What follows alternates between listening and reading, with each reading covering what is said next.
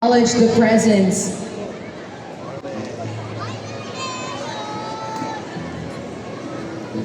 Mayor Francisco Isko Moreno Domagoso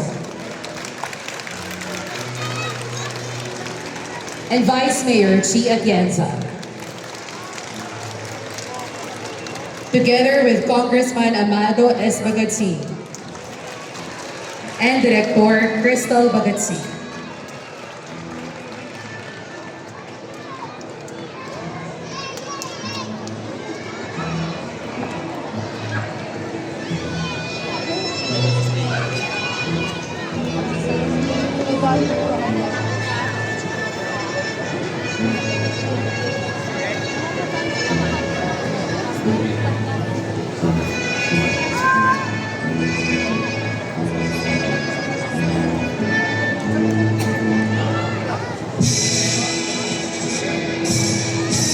Kinis niya yung papa niya.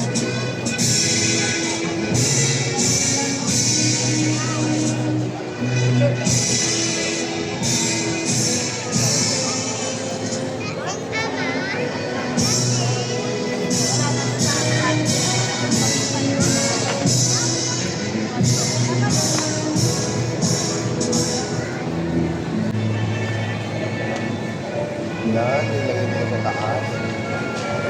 Upang magbigay ng kanyang pagbati, ating tinatawagan ang nagtatag at Chairman Emeritus ng Kabalikat ng Bayan sa Kaunlaran o Kabaka, ang kagalang-galang Amado S. Bagatsi.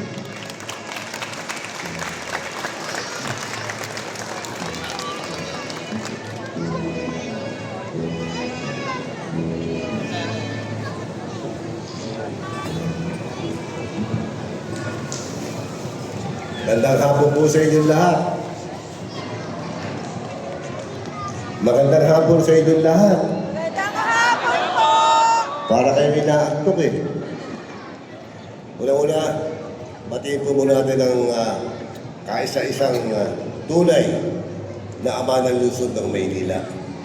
Walang iba kundi ang atin pong nagpipitakanan, tunay na ibibigay ng direksyon ng ating lungsod, tunay na nagpapadama ng pagmamahal, kalinga. Sa kayo nakakita ng mayor na 5 araw o mag-iisang linggo, libre sa sakyan. Libre pamasahe. Oh.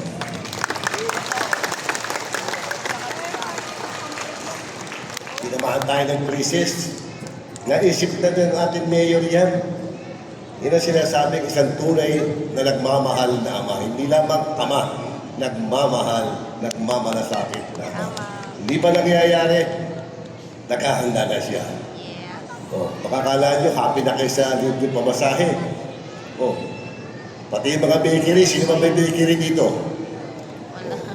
Sinasubsidize ni Orbe o na-plano niyang isubsidize ang konting panadiliya para huwag magtaas ng presyo. Yan po ang mayor natin sa lungsod ng Maynila. Among others, palakpakan po natin. Proud tayo na siya ang aking ama ng lungsod ng Maynila. Kasama rin ngayong hapon ang anak ng kaibigan ko na Vice Mayor po natin, si Vice Mayor Chi Atienza. Siyempre po ang ating mga konsihal na pinili ng ating distrito. Unang-una na, pinakamagaling, Konsihal Monyo Pangko, si Kuya Bobby. Bobby pala. Si Bobby Espiritu. Oh, ito si Tolbak Ignacio. Siyempre, number 1 natin, si Che Borromeo. At si JB Hison. Ay, hindi ka naman si JB, si TJ ka. Nagdadaya ka na naman, kakambal ka eh. At siyempre, ang aking magandang anak na si Crystal Bagatsi. Yes. At sa ating mga volunteers, ng mga daycare workers, daycare center. Ewan ko nandiyan pa si Miss Abalos. Nandiyan pa ba? Oo nga, nakaupo na. Siguro, dahil sa atin, napapahiya ang PhilHealth, ngayon, lahat na po ngayon, libre din sa PhilHealth.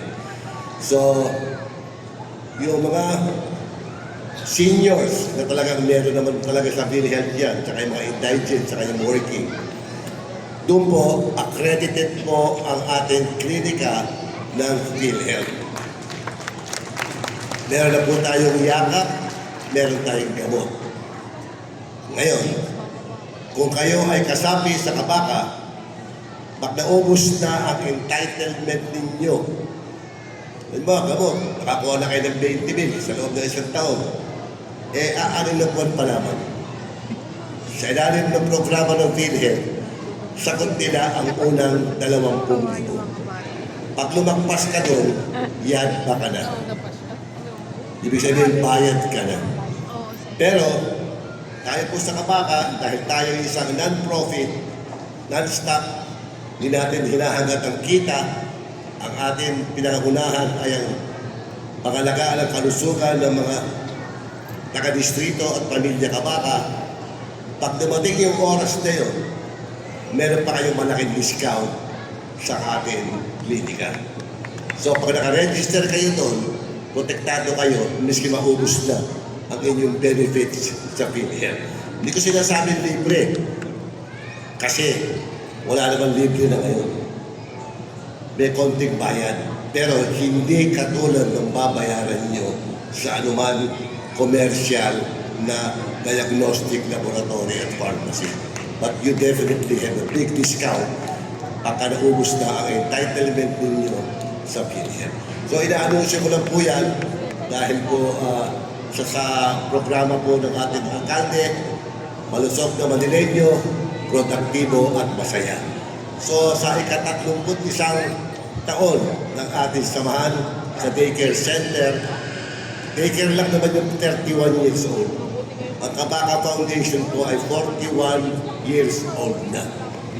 41. Ang tumatanda lang naman dito si Crystal. Pero tayo po sa Kabaka, bumabata po tayo. So sa inyo lahat, congratulations sa inyong mga chikiting gubat. At harinawa, maging masaya ang inyong graduation. At salamat kay Yorme. Nandito na kaya ngayon sa San Andres Complex. Dati, hinahanap pa namin kayo. 2, 3, hanggang 4 na session tayo doon sa ating headquarters. Ngayon, nasa San Andres Complex tayo. Salamat, Yorme. Salamat sa inyong pagmamahal sa aming samahan. At sa inyong lahat, isang mapagpala at magandang hapon at congratulations muli. Maraming salamat sa inyong lahat. Muli kagalang-galang Amado S. Bagatsi.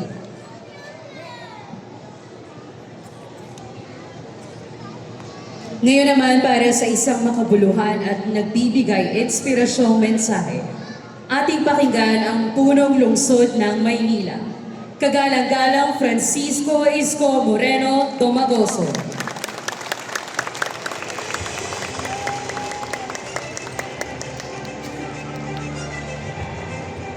Thank you. Hi! Hello! Ayun, alam ko mainit ang panahon. Pero, huwag kayong mag-alala, mga atabs, mamaya, mag-swimming kayo doon sa mga swimming pool natin. 1-2. 1-2 sawa. Kaya ang dami nagsiswimming ngayon ng mga bata sapagkat noong Marso, sinabihan ko si Director Pio. Sabi ko, yung swimming pool, ginagastusan natin. May gumamit o wala, gagastusan ng pamala. Kaya sabi ko sa kanya, sa summer, kasi mga bata, nasa kalsada, may badya, di ba, ganoon naman tayo sa kalsada, may pa-swimming pool sa kalsada. So sabi ko sa kanya, kako, open it to public. And I'm happy to report to you, yung mga bata, naglalanos-lanos yung mga daliri sa kakababad sa swimming pool natin. 6 na swimming pool sa buong Maynila, District 1, 2, at 3, 4, 5, 6. Kaya sa mga anak ninyo, sa mga apo nyo, o kayo mismo, halimbawa, pupunta kayo ng shoutout sa mga batang 80, o mga dekada 80 dyan, o pupunta kayo sa Laguna, gagastos pa kayo, o dahil doon na kayo mag-birthday. Kasi pati birthday, pinagagamit mo ngayon, ang lahat ng swimming pool natin, wala kayong tosgas. Mananawa kayo. Kaya lang mga bata, pag magwiwiwi, sa banyo ha, hindi sa swimming pool kasi baka maging kulay orange na yung ating swimming pool. But I'm very happy, nag-i-enjoy ang mga batang Maynila. Mainit ba? Nainitan kayo? Yes po. Partida pa yan, naka-aircon pa tayo. O pero mamaya, bawat isa sa inyo, may regalo ang inyong pamalang Luzon, may electric pan kayo. Bigay mo namin, ataws, pandagdag. O ikaw, beautiful, kunin mo na. Bigay mo natin sa ataws, sa babae. Maabilidad yun. Malayong mararating na, talas ng mata. Inaabor ka agad sa kayo. Ayun, huwag ka na yun. Ayan. Yung may ponytail. Anyway, good afternoon, ladies and gentlemen, to the proud parents of our graduates today. Una, natutuwa ako, excited ako sa mga kabaka kasi I, for one, is a witness ng serbisyo ng pangkalusugan ng kabaka. Nakita ko po yun. Ngayon naman natutuwa ako dahil bubuksan na muli.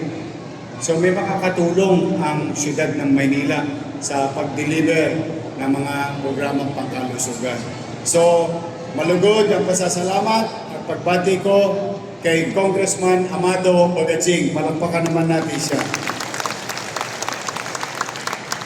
Ayan, maraming salamat sa iyo, Domats, sa iyong bagamat wala ka sa pwesto, patuloy mo yung inaalala ang iyong mga kadistritong iyong pinaglingkuran ng matagal na panahon. Ganon din sa ating Congresswoman Crystal Bagatsing na busy ang ating Congresswoman. Siya rin po ang direktor ng ating turismo sa Maynila. Ang ating ang minamahal na si Amanda, pero mas kilala siyang Crystal Bagatsing. Palakpakan natin. Lumalago ang turismo. On the way nga kami dito, ang pinag-uusapan namin, yung mga senior citizen na bagong hire na tourist guide sa Intramuros. Sa pakikipagtulungan ng dalawang gobyerno, national government through IA and city government through Crystal Bagatsing. Now, andito ang ating pinakamaganda distrito nyo rin. Bakit ang mga babae sa 5th District magaganda? Yes. Pero yun yung Vice Mayor nyo, pinakamagandang Vice Mayor sa buong Pilipinas. Vice Mayor Chi Atienza. Parang katulad ng mga nanay dito, may asin pa. At ang ating mga konsyal na nito ngayong kayo lima, ayan po yung ating mga konsyal. Sa aking mga nanay at tatay na nandito na excited, one, dudugtungan ko lang yung good news sa inyo ni Domats. Maraming salamat sa inyo. Ibinalik niyo ulit ako na alkalde. Yung pinagawa natin na bagong ospital ng Maynila, may isang partikular na departamento doon na pinagawa natin nung una pa lang na termino natin. Ngunit yung nawala ko, hindi ito ginamit. Binili po natin yung mga makina na yun. Napakamahal. Talagang hindi nyo maiisip na kaya palang bilhin nyo ng lokal na pamahalaan. Ngunit hindi nagamit. Nung tayo pinakabalik ng July, pina-operate po natin muli. At doon, nagkaroon ng pagkakataon for the first time in history ng Pilipinas, the only local government unit, ito po'y paktual, sa buong Pilipinas na may cat lab At yung cat lab na yun, ang ginagawa po nun, taas ang kamay ng maraming minahal dito. Konti lang minahal nyo. Ibig sabihin, sa sobrang daming minamahal, nagkasakit ka sa puso. Kasi puro hinagpis ang inabot mo sa dati mong minahal. Buti na lang, sabi nga. Kasi kayo, nasa ayos na kayo ng pamilya nyo. But kidding aside, yung cat lab, kaya niya mag-angiogram. Ang angiogram procedure, siguro naririnig-rinig niyo yun, sa pribadong ospital. Pinakamura, angiogram pa lang, sinisilip pa lang yung mga ugat mo sa puso. Kung barado o hindi, aabutin ka na ng 80,000. Minimum. Pag sa private, may kalalagyan ka pa. Ngunit, dahil sa binigay niyo sa akin pagkakataon, muli natin nabuhay at ngayon gumagana na.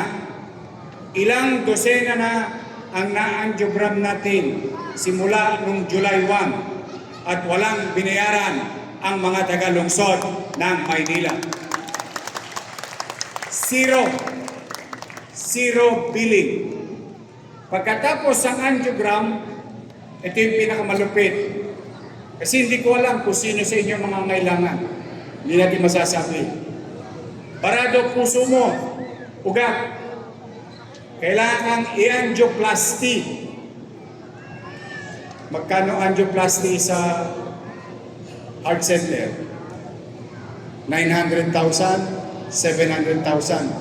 Sa private, 2 milyon, 1.5. Mga nanay ko, mga tatay ko,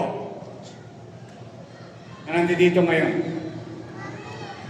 nais kong ipabatid sa inyo, noong nakaraang linggo, sa kasagsagan ng krisis, ang inyong ospital ng Maynila at ang syudad ng Maynila ay successfully conducted the first 2 patient of angioplasty. And they are successful. Yung angioplasty po ay may inilalagay na barbula o goma o bakal sa mga ugat na barado sa puso ng tao o sa ugat papunta sa puso. At ang isang operasyon nito umabot ng 900,000 ang bawat isang pasyente.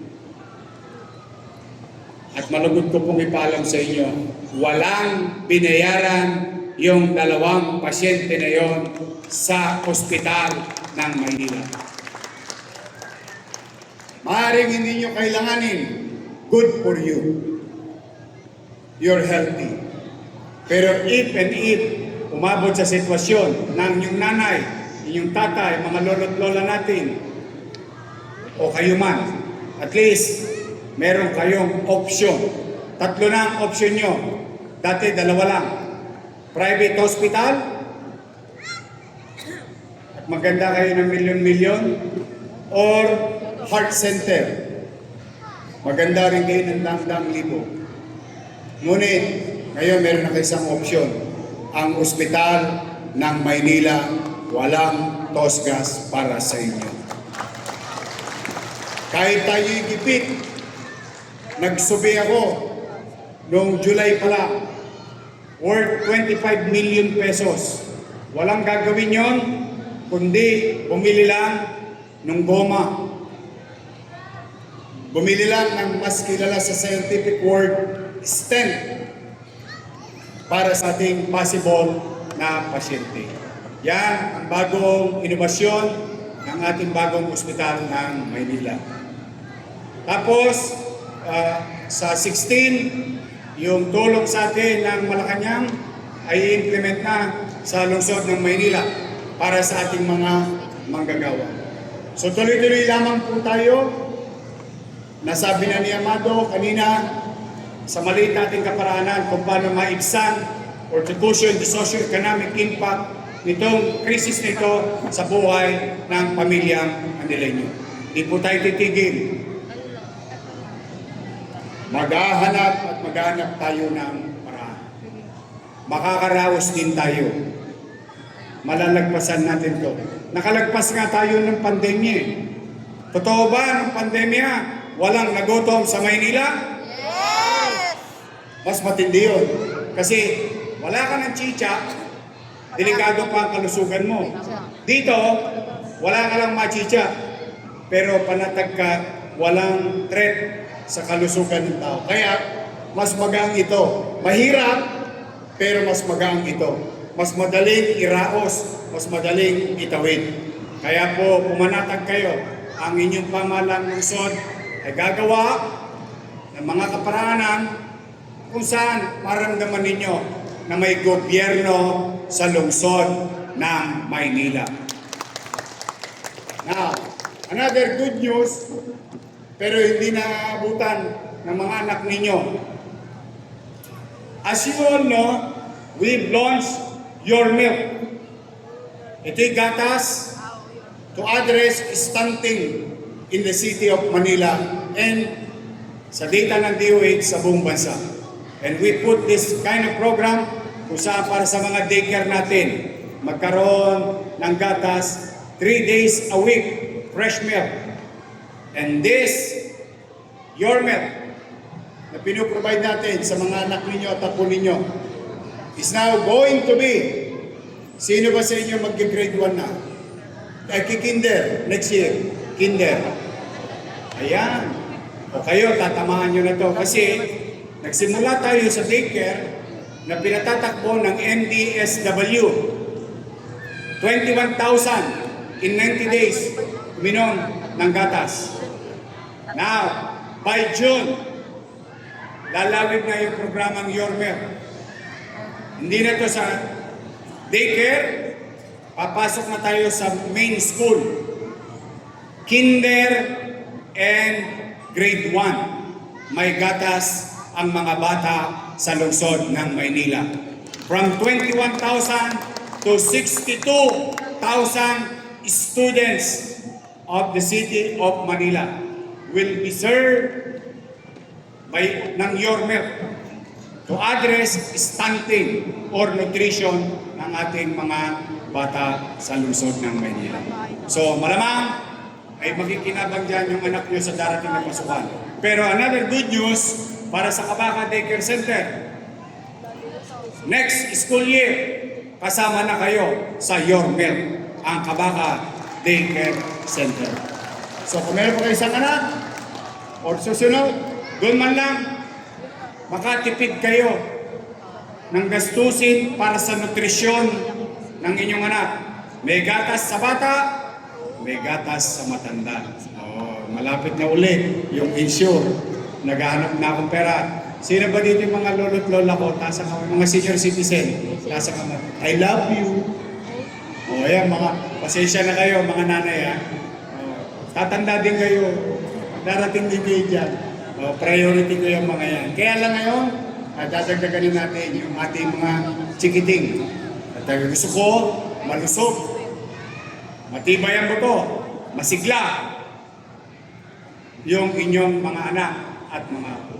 So sa inyo lahat, mga nanay, palakpakan nyo naman ang sarili ninyo. Mga tatay, palakpakan naman ninyo ang inyong mga tatay. O mga bata, taas ang kamay.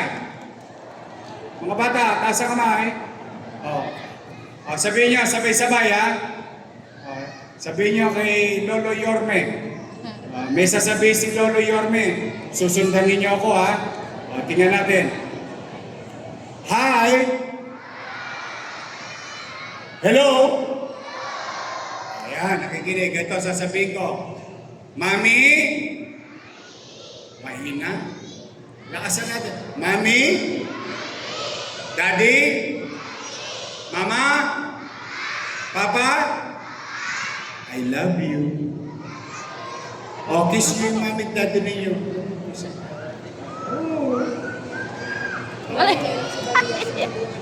O yan. Kasi kahit na mahirap ang buhay mga bata, someday maintindihan niyo itong sinasabi ko.